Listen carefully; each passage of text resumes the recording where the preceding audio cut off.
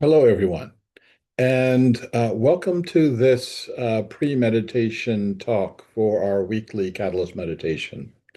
And today, our topic is doing the inner work for outer transformation. In the blurb I sent out, I said that it's impossible for us to do societal transformation without also doing our own inner work, our spiritual work, and our psychological and cultural work. And I emphasize the word impossible. Now, I've been saying that for about 30 years or so.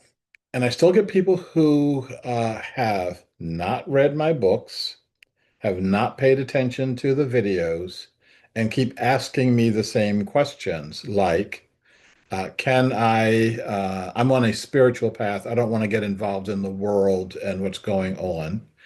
Um, those people have their own path that they have to follow, and I'm on an enlightened path, so I don't have to deal with them.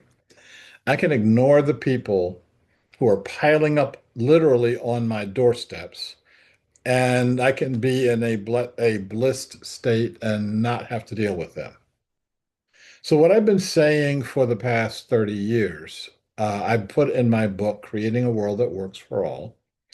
Um, and Um, it feels both self-centered and arrogant for me to say, read the book, read the book. Um, but what happens is when people make the same statements, don't do their own work, don't do their own clearing, it makes me keep repeating the same things I've been repeating for the past 30 years. I've told a story about President Václav Havel. And when he was a prisoner, before he became president of the Czech Republic, he was a prisoner of the Soviet Union. And he was in the prison doing his job, which is pushing the laundry carts around. And he ran into another fellow political prisoner. And in the few minutes they had to spend talking to each other before the guards broke them up, they talked about the nature of the society they would create when they got out. So when Havel got out, they dusted him off, put a suit on him, and made him the president. When the other guy got out, they dusted him off, put a suit on him, and made him the foreign secretary. So what would have happened though if they were in the prison and instead of them having this enlightened conversation, someone had said, you know, aren't you really pissed off about being in the prison? Don't you miss your wives? Isn't the food terrible? Kind of keeping their consciousness at this lower level of this fear and anger level. Um, if you do that, then you don't get the next level of conversation. You don't elevate past that point. You don't get to the point where you can actually have the velvet revolution and start running your own country. So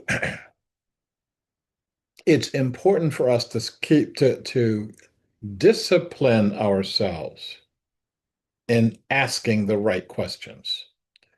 And so in creating a world that works for all, I wrote a chapter, um, a section that says activism as a spiritual discipline.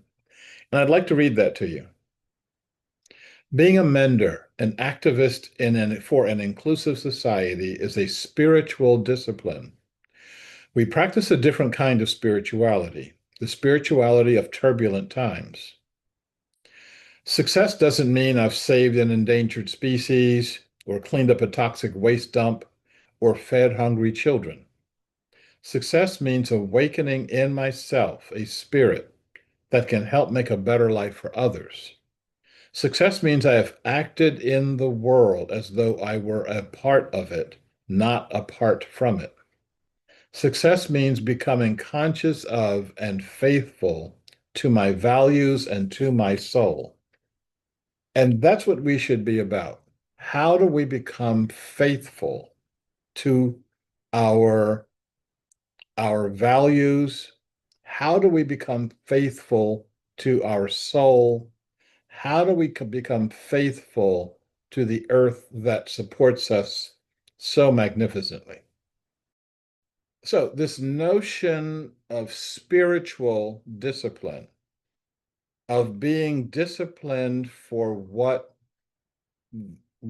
are the needs of the spirit, as opposed to what are the needs of what do I feel like doing? What would I like to do? Um, Fred Meyer's, the our grocery store here in, I guess, Pacific Northwest, before they were taken over by Kroger's, um, they had a nonprofit arm to their grocery store.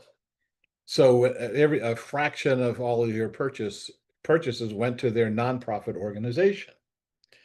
And we know lots and lots of nonprofit organizations around the world that do um, great things, from you know Rockefeller Foundation to a local food bank, etc.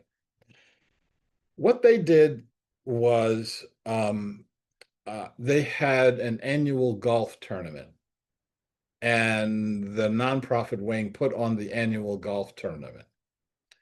And it wasn't to raise money for some worthwhile cause, it was just to put on the golf tournament. And they put on the golf tournament because they felt like putting on a golf tournament. And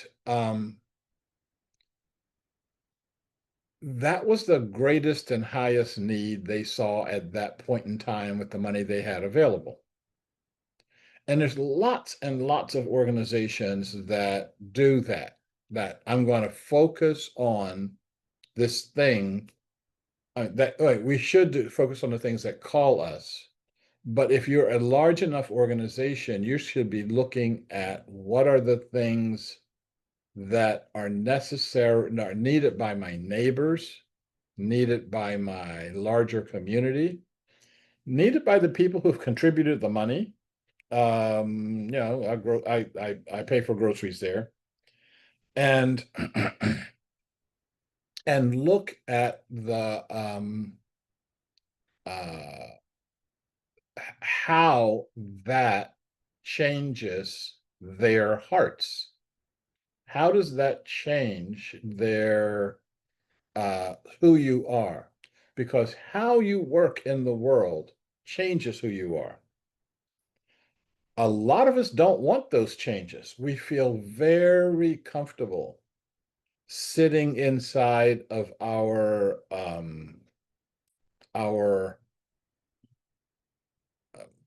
enforced bubble and coming out only in the cases of when we feel like coming out. Um, I was when I was in Prague, when President Havel invited me to be one of the 40 delegates to Forum 2000. um, I told a story, and the 40 people sitting around the table were all present or former government leaders, or they were heads of religious orders, or they were Nobel laureates, or they were me. And the proceedings were done live across Europe. And um, and in the room that we in the castle where we met, there are 200 people watching the 40 people talking. And all 200 were saying, "Who's he? What's he doing here?" And the people all around, I could hear the sounds all around Europe being broadcast live. Who's he? And for the first day, it's a 4-day proceeding. It's a really big deal. For the four people, I was at for the first day, I was like, who am I to be here?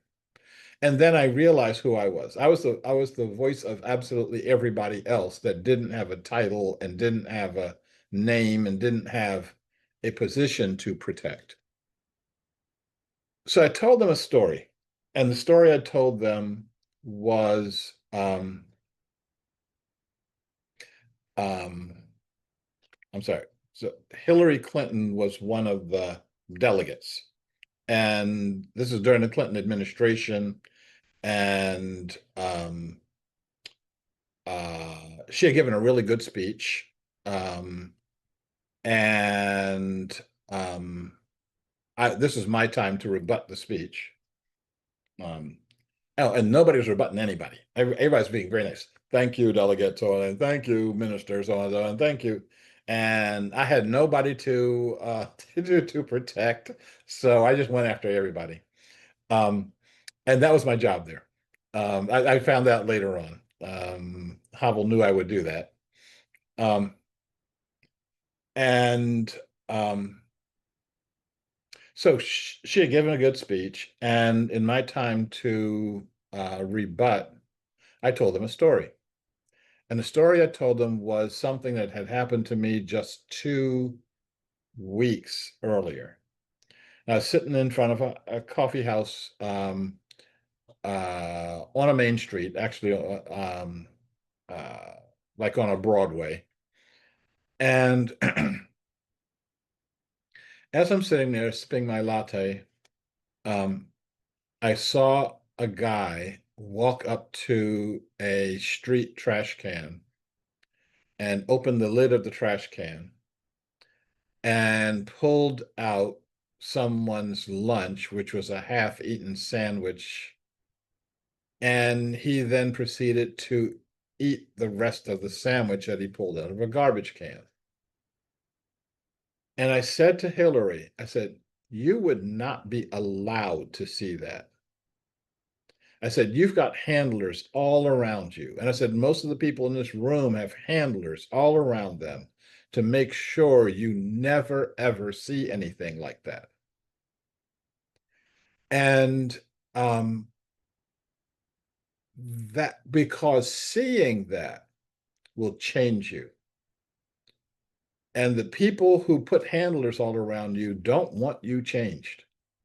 They, so even if you went to a homeless shelter or whatever, they would need 3 weeks notice. They'd need to sanitize the place. They'd need to get it organized so that you didn't meet certain kinds of people, etc. And you would think that you had a real experience, and you haven't. You haven't actually had a real human experience.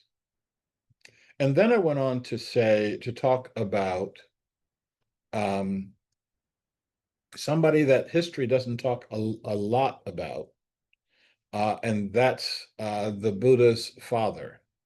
Uh, and I know his name, and it's kind of hard for me to pronounce without looking at it. It's like Suradona Dodana. See, I messed it up. Um, and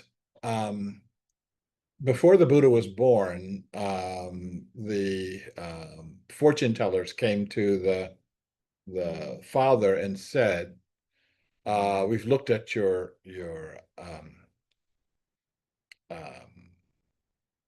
your future son's astrology, and he's either going to become a great warrior, a great military person, a great king, a great leader, or a great spiritual figure, a great mystic. Now, of course, if I didn't want to be any kind of a mystic, who ever heard of those? So he did what you had to do to not awaken in him compassion, not to awaken the compassion, and that way he can be a good military person or he can be a good king. Um, and the way they did that was make sure that the Buddha did not see the world. So whenever the Buddha went out, so inside the castle, inside the perimeter, he had every possible luxury that a young prince could have.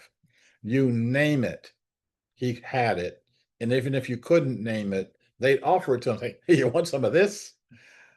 And so, and when they went outside the perimeter, they made sure that they cleaned the streets so that he never saw a hungry person, a poor person. He never saw a sick person. He never saw a dying person. Just get him out of the way. And for a while, it worked. So he's, the young prince. He's kind of got the whole kingdom at his feet. And um, he sees a hungry person. That when you're hungry in those countries, you're really, really hungry. This person's on the verge of death. He's starving. And he asks one of the ministers, like, what's his problem? And he says, well, he's hungry. And when he sees a person who is sick, what's his problem? Well, he's sick, you know. And this other guy, he's on the verge of death. He's about to die. And in opposition to his father, he got all of the triggers of compassion. And instead of being a military leader, instead of being the powerful king, he became the Buddha. And so we have a similar task in front of us. Can we see what's actually there? Now, he had a bit of an excuse in that he didn't even know this stuff existed, and his father is the one clearing the path for him to make sure he never saw that these things existed. What happens when we're clearing our own path, where the stuff that triggers compassion, the buttons that push compassion, are right in front of our faces, and we either choose not to see it or we choose to interpret it in such a way that absolves me from any responsibility. So in the days of slavery, the standard belief was, oh, they like being enslaved. They enjoy what they're doing right now. And you had Disney movies like Song of the South that, zippity doo dah, I'm happy that I'm here. Or you had a story that said, God has ordained that they be slaves. Don't blame me, blame God. And God can't be blamed because God is blameless, so it must be okay. It's because everybody in all the churches said, yeah, it's okay.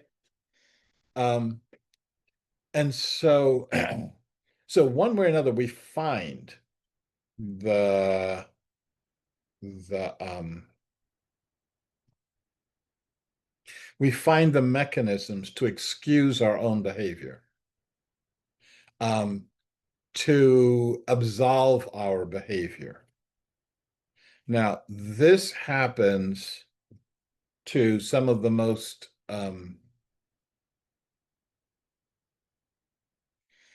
spiritually aware people, spiritually knowledgeable people that I know. It's one thing being knowledgeable, getting something in your brain that you can recite back to someone, and it's something else to get them knowing and knowing from their core. So uh, I have been trying to pay attention, trying. I think I've gotten, well, given where I grew up in the land that the Buddhist father would just bar everybody from going to, Camden, New Jersey. Um, um, and I can't, I saw all of those things. Actually, I was all of those things at a very early age. I was sickly from birth, almost didn't make it. I think I had a choice of whether to be here or not, and I didn't quite make up my mind until I was about a year old or so. Um, and born into poverty. Um, saw my first dead body at maybe 8 years old, and saw enough dead bodies by the time I had turned 18 to I bet there are people in the middle of a war who have seen fewer dead bodies than I've seen on the streets. And it doesn't automatically trigger anything. You have to make a decision as to where you want your awareness to go. You can walk right by the world. Um, and I'm going too slow here. I got two stories I want to share with you. Um, one of them is something that happened just last week. Um, coming out of the store, coming out of Fred Meyer's with my shopping, and getting ready to go into the parking lot where the cars are, and there's a car that is honking um, at another car to move, to get going. And I mean, honking and yelling something out the window. And, you know, that's pretty rude for the Pacific Northwest. And when I saw the car that was stopped because they were waiting for a wheelchair to get out of the way. And this guy is honking, honking, and yelling expletives because he wanted to get going.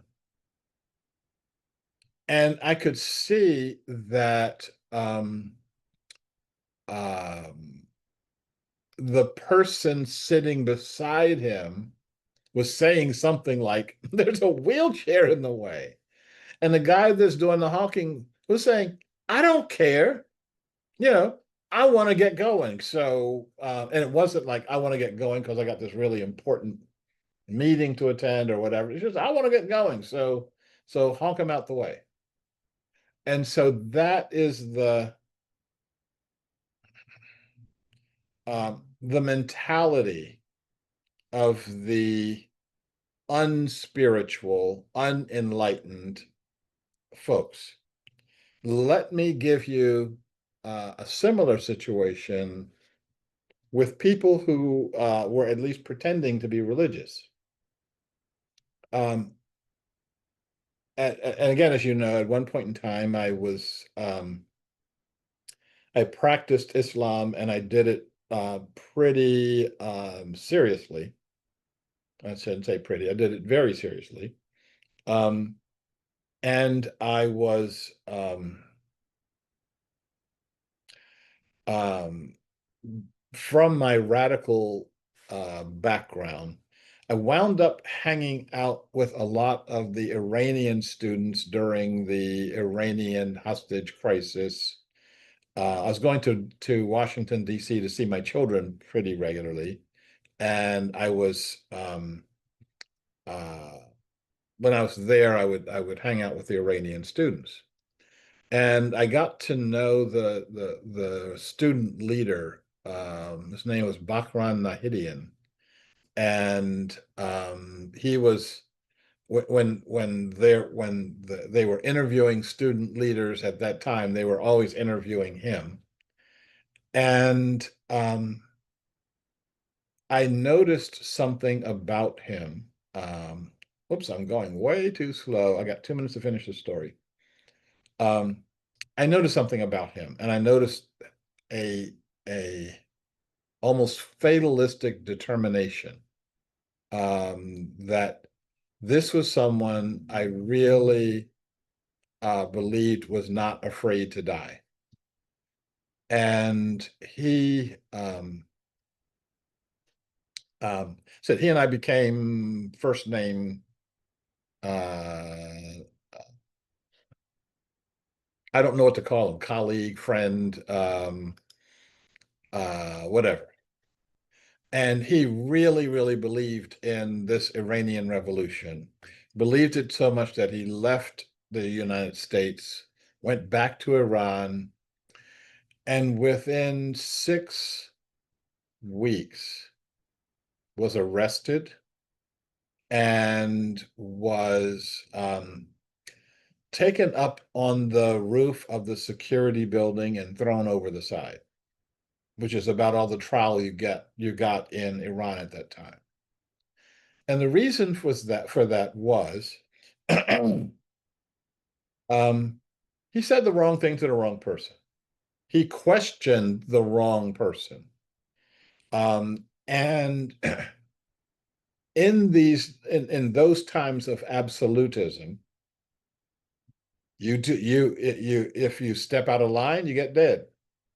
Same thing that happened in the French Revolution, um, otherwise known as the Reign of Terror for 10 years.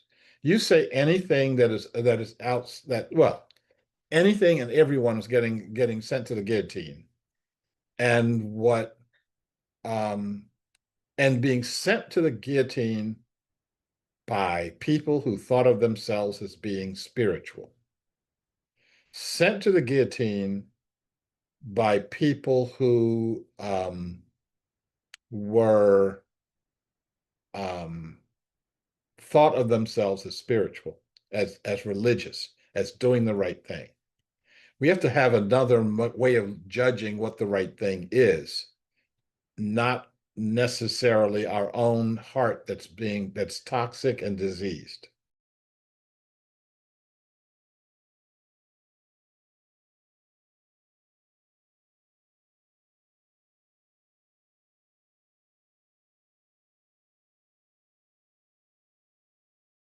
Kate, I see you are unmuted now. What's new in Caitlin? Well, it was more just I was thinking this was a conversation about what happened prior to the meditation, and I was just struck by one of the things you said that I thought was really important. It was just how we can consciously choose where we put our attention. Mhm. How I think we kind of tend to kind of like move into the day or whatever, but and not really realize how much we what we notice and what we choose to notice and how even we take it in. So I Yep. just thought that was for me, a useful aha to kind of marinate with or kind of be present to and kind of notice where I put my attention today. Yep.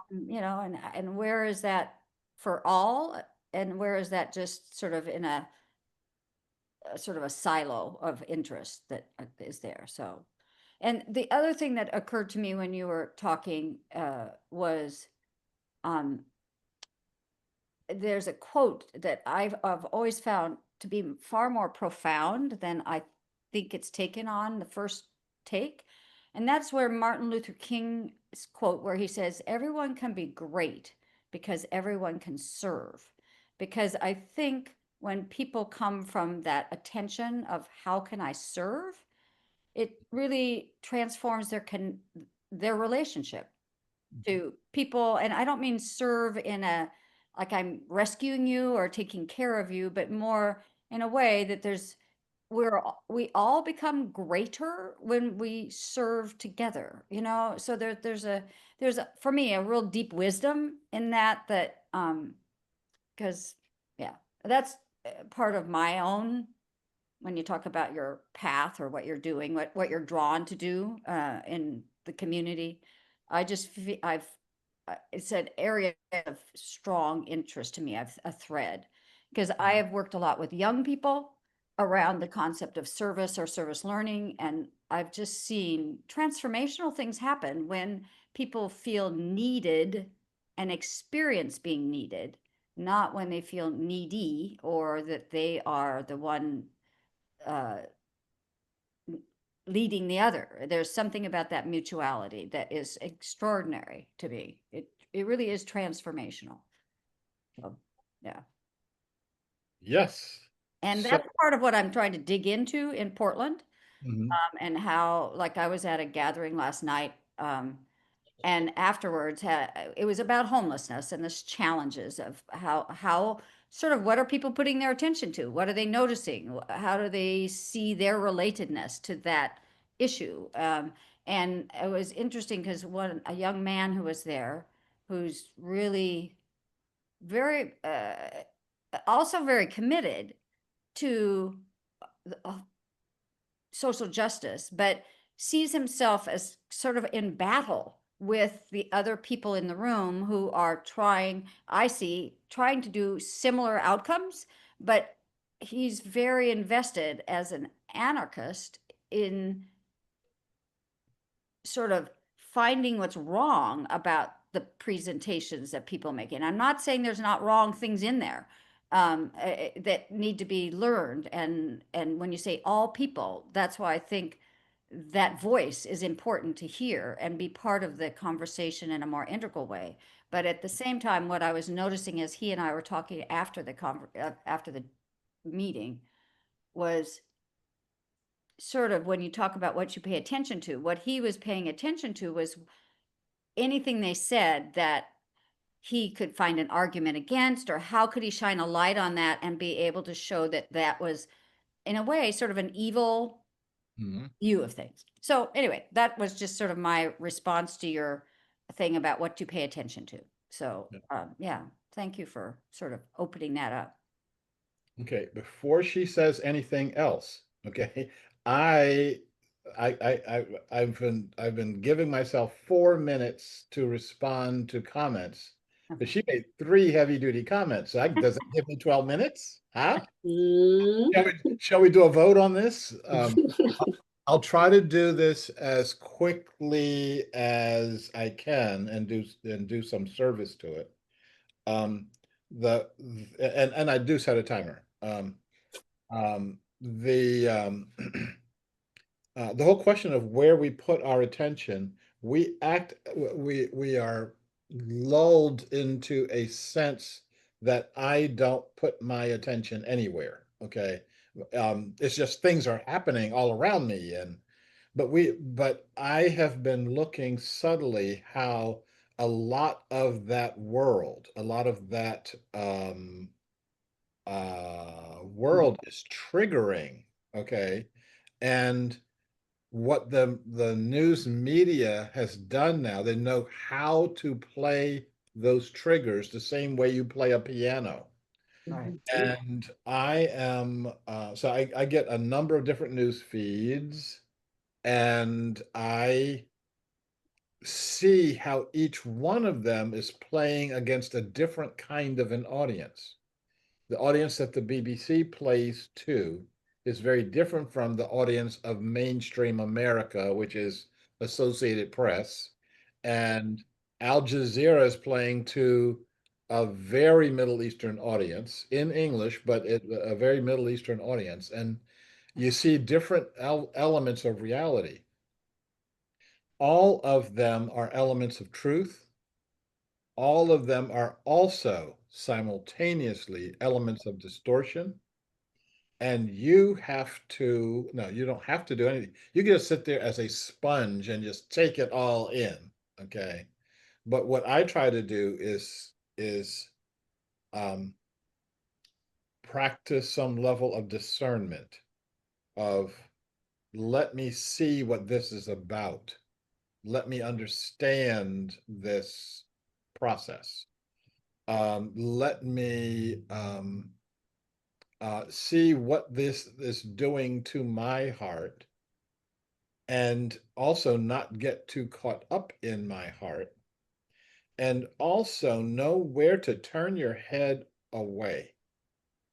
Um, there are lots and lots of things that I've never experienced. Um, I've never voluntarily heard Donald Trump's voice. I've never voluntarily looked at his picture. I don't have to. What what will that do other than get me inflamed?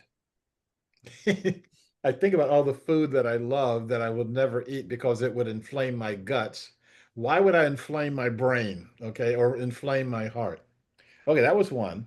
And I did that in only 3 minutes, so I get points for that. The question of how can I serve is a question that was deep in my consciousness when I was writing Birthing the Nation of Gaia.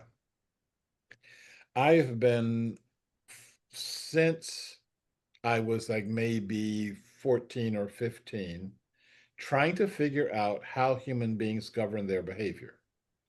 And I saw all of the systems of governance as flawed and faulty.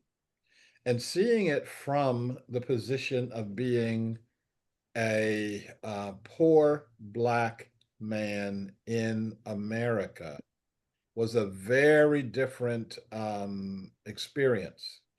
Um, I tell folks the way I was raised in Camden, it's impossible for the system to lie to me because I have seen the truth. Okay. I've seen it, I've lived that truth. Mhm. Um,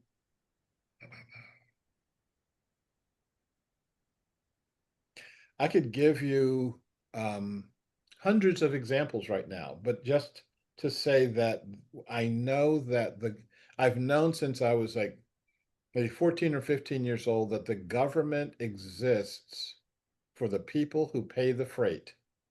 And the government exists for corporations, for rich people, and the people. I'll take back the people the people who actually pay the freight are middle class and poor people. But uh, when I start thinking that if the purpose of governance is service, then virtually none of the governments that exist right now are doing their job. And that quote that I gave you some time ago, where someone asked the question here in the United States, is homelessness a failure of the system? Or is homelessness the system in operation? That is a very powerful question. And I believe that all of these things that we see and we call, um, environmental degradation is a problem. Homelessness is a problem. It's like, no, these are just byproducts of a system that is amazingly successful for the people who believe that it's successful. Um, and I believe that the model for our next society, as I say in chapter, since I got the book in front of me here, um, um, in part two, chapters 4 and 5 of Birthing the Nation of Gaia, that we have to become colony beings. What that means is that instead of having a government, we operate as a colony. And the way that colony beings operate is for the good of all. That I am willing to sacrifice even my life for the good of the colony. Um, we found people in our society who are willing to sacrifice their lives, fortune, and sacred honor for the good of some people who don't give a crap. Um, uh, I am a product of the Vietnam generation. If I had bothered to get a draft card, and that tells you something, um, never got a draft card. I did not participate in the system. I was subject to arrest for and serving 5 years in Leavenworth for not getting a draft card, which was much, much better than going to Vietnam, to me. Um, but um, I saw that the system, our system declared war on someone who'd never done a thing to us, sent involuntarily hundreds of thousands of young men over there, and scores of them, thousands and tens of thousands of them, come back either scarred for life or in boxes. For what? We don't ask those questions, and then we go on to the next war and the next war and the next war. And that has to stop, and it's our job to stop it. And my thinking and my being is focused on how to stop that.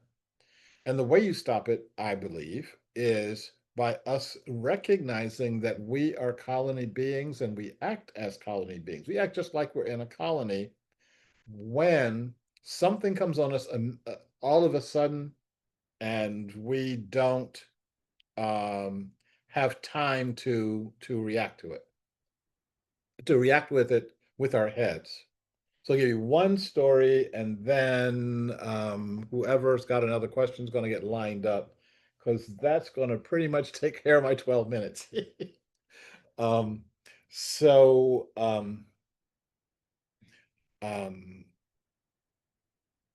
I was in New York City some years ago, pre-COVID, and I was doing a speech there. And so whoever had me there had put me up in some hotel, and I was it was a few blocks away from where my speech was, and so I was walking the couple of blocks, and it was very, very cold, and someone had gone to sleep on a steam grate. He had a sleeping bag, and there's steam grates all over. There's very New York is steamy underground, so there were these steam grates so that hot air was coming out, and it seemed like a good idea to put his sleeping bag on top of this steam grate.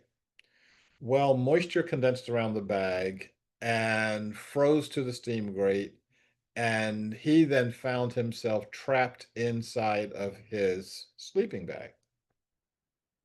Um, and I was like the second or third person to get up to him. And I saw that there were people trying to pull up the bag. And I first checked my watch. I had a responsibility and I had plenty of time. So I put my briefcase down and I start pulling on the bag. And another person comes along and they start pulling on the bag. And a woman was close to where his head would be.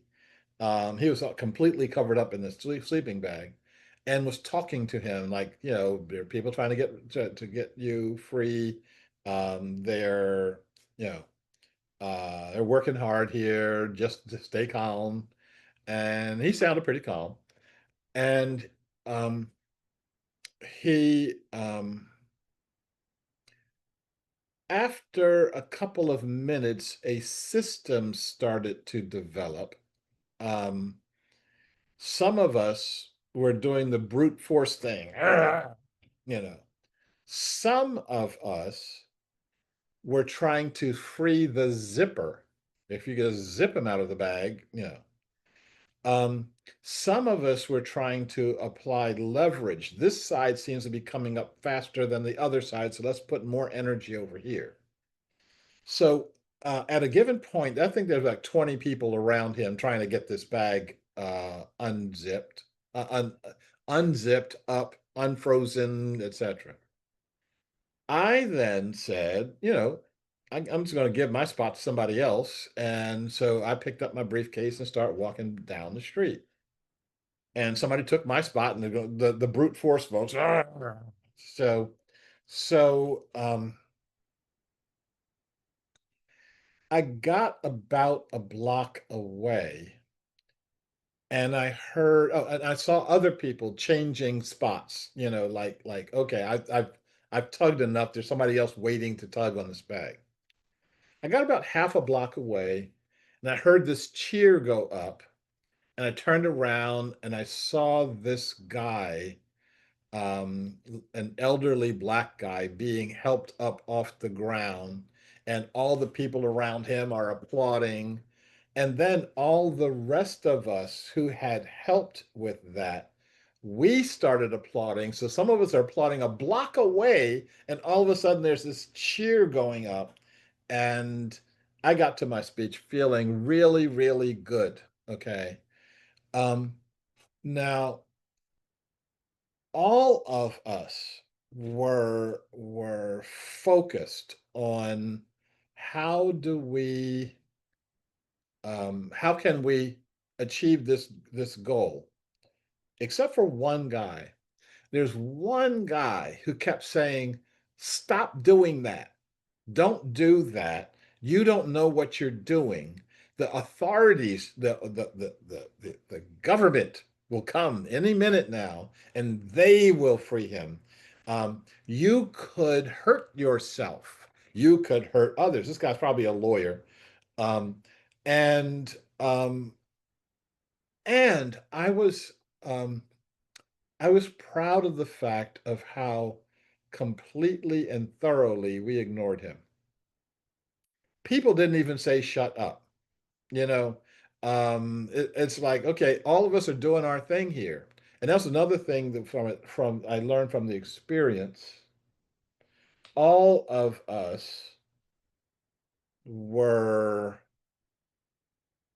active. Okay. Some of us I thought freeing the zipper was not a good idea. But that didn't stop, and I didn't stop anybody trying to free the zipper. Okay. Um, So this is exactly how a colony works. You look at how ants work. They have simple rules, but they are highly, highly adaptive to their surroundings and highly adaptive to changes in their surroundings. They are not told by a central government how to act.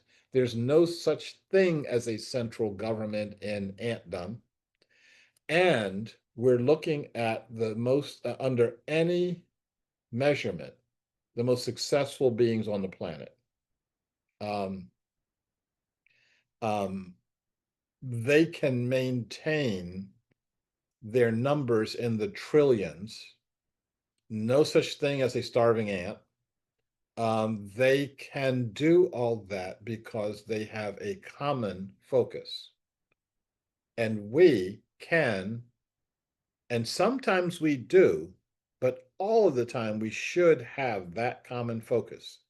And that's the thing that we are looking at. What is our common focus?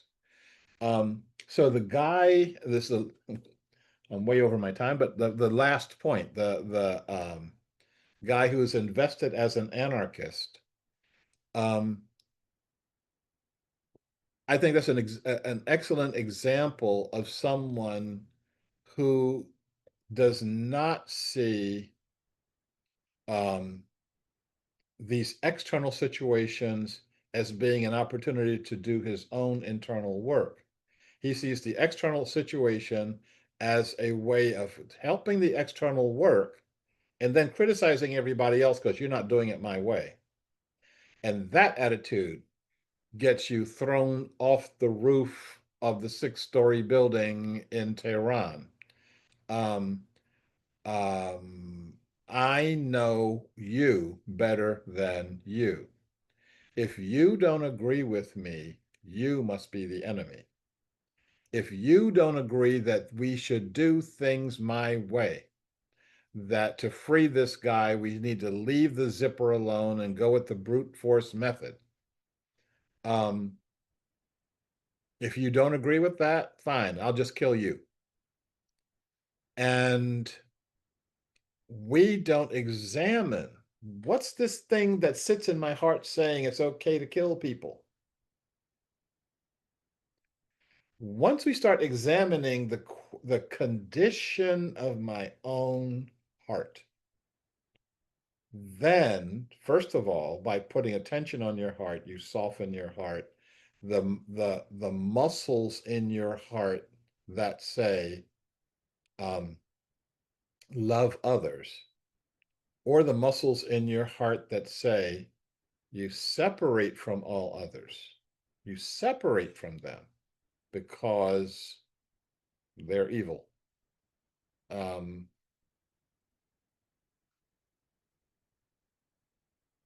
um, you don't get to pull your behavior in alignment with others. Not seeing any microphones going on. Stop me before I talk again. Okay, Deborah, I'm seeing Yeah. microphone on. Okay. So my question is, um, on the on the email that you sent Mhm. about the work that we do has to be on us. It's so easy to go outward and look at change, and we could put such an action on that. It's so interesting because my cousin, he's a musician, and he wrote an interesting song about what the peace in the Middle East and everything. And he's really, invested in like his woman, his wife, his girlfriend's from Lebanon, right? Mhm. So she's like, I just don't war in my country, this and that. And he's like, judgment about, we should stand up, we should do something about the war. Okay, so we live in Dominica, and the government is corrupt there, but no Mhm. one's gonna say nothing because they don't want to come after you. Mhm.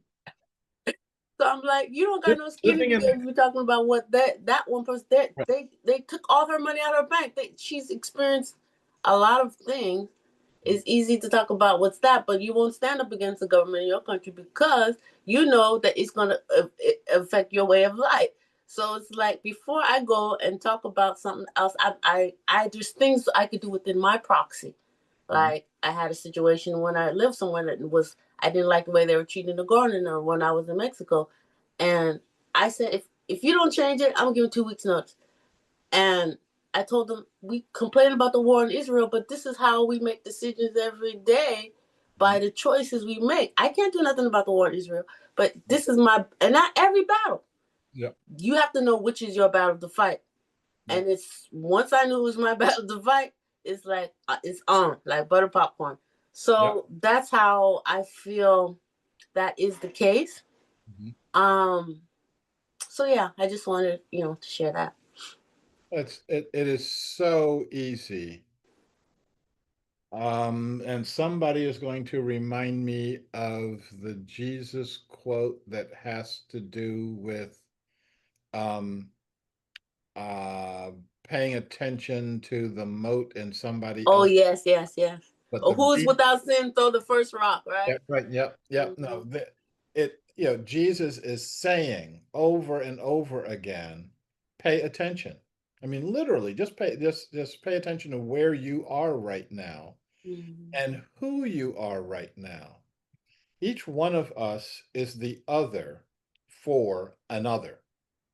Each one of us is the, oh, gotta set my timer because I could go off on this. Um, Mm-hmm.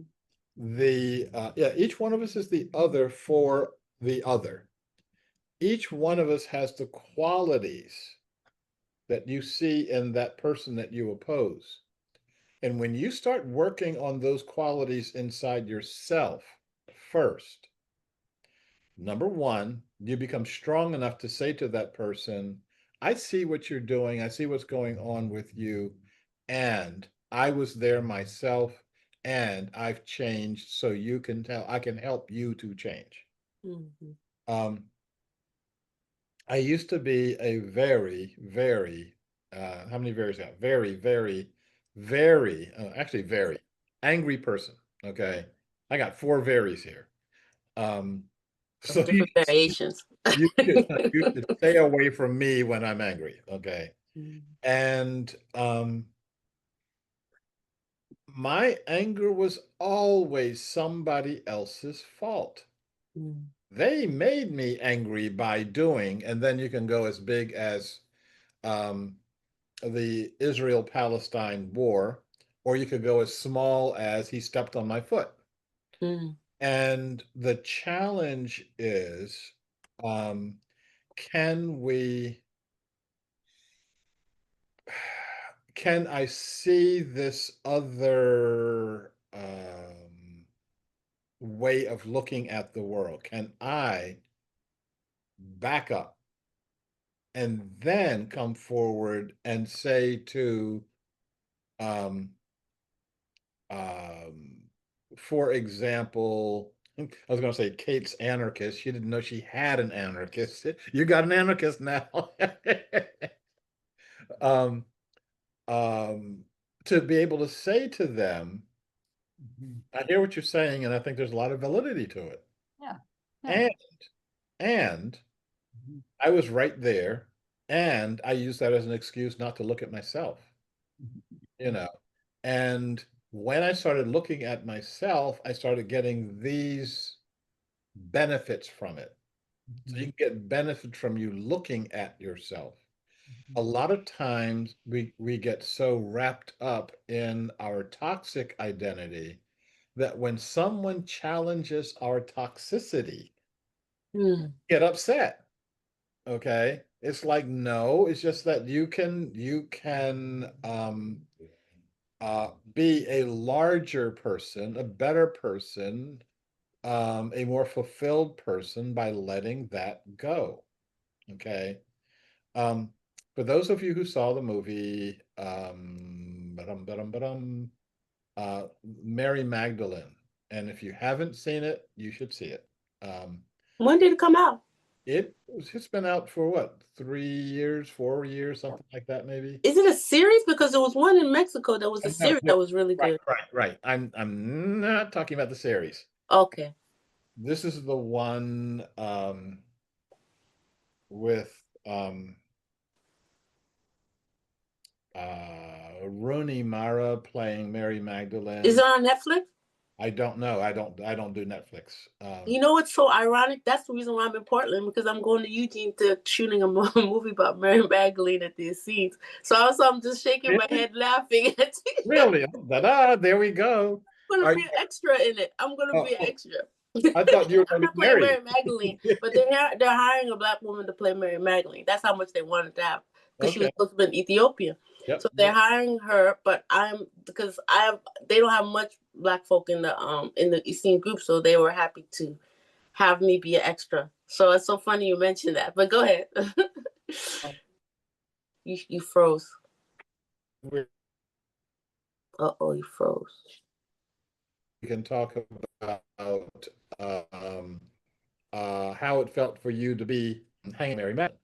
Anyway, so in the movie, um, Mary Magdalene, I'm trying not to give away, but all the plot points are written in the Bible, so you kind of know how this winds up, but um,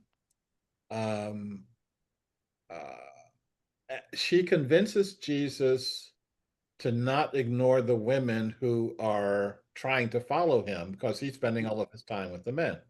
Right. And so um, they get to a certain village and they get to a certain point, and instead of him continuing on to the village center, he takes the path that leads down to where um, the women are hanging out doing their laundry. Um, and it's really cool. He gets down there, and then he turns to Mary and says, "What am I supposed to say?" And she says, "He'll just say the same thing that you say to the men." And he's talking about the kingdom of God and stuff like that. And one of the women is like, "Don't want to hear it. Do you know how women are treated in this society?" And she lets him know how women are treated in the society. And he says something really, of heaven is Jesus. He says something really wise. And he says, how does it make you feel to be holding on to that? How does it make you feel to like to these are actions that happened years ago. How does it make you feel to actually be holding on to that? And um you could see from the woman's face that that this was the first time Mm. it crossed her mind to that I Uh, be voluntarily that it may be my choice that I'm holding on to this. mhm. But let me give you another perspective on this, and let's see, Kate just microphone went live, and I'm going to write down my other comment so that we can get to Kate right now. Sorry, I actually I need to leave because I have an appointment I'm going to. So I'm not, yeah, but this has been to me, a really helpful conversation. I'm thinking about how there's a real value about bringing together the young man that I talked to with the people that were in that conversation. And so, and some of these sort of ways of both viewing that exchange and also some questioning that's been here that would be very helpful for me. Yeah. To all, and look forward to the next time. Thank you for attending, and we will talk more at either during the daily Catalyst meditations or next week in the weekly.